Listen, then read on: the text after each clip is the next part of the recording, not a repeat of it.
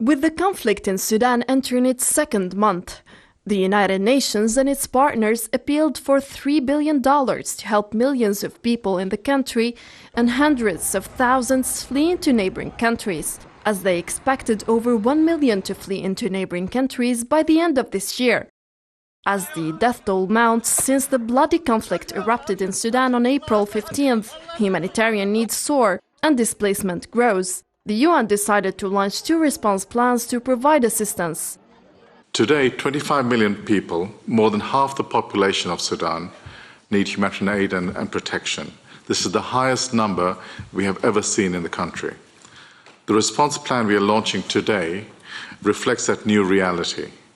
Through the plan, which is a revised version of the annual humanitarian response plan for 2023, we aim to reach 18 million people.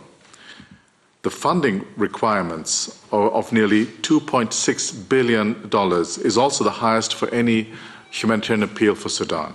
The humanitarian response plan for the conflict-ravaged Sudan has been revised due to the soaring needs spurred by the current crisis, as aid increased by $8 million from just a few months ago. In a joint appeal, the UN's refugee agency said it was seeking another $470 million for more than 1 million people who have fled the country or are expected to do so in the next 6 months.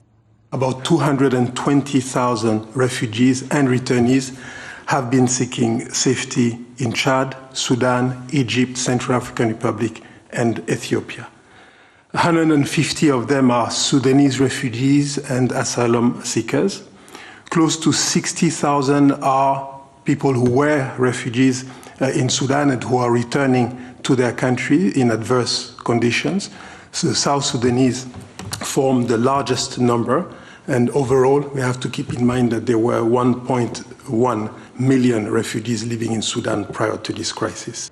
The revised humanitarian response plan will focus on swiftly ramping up food and water and sanitation and other life-saving assistance.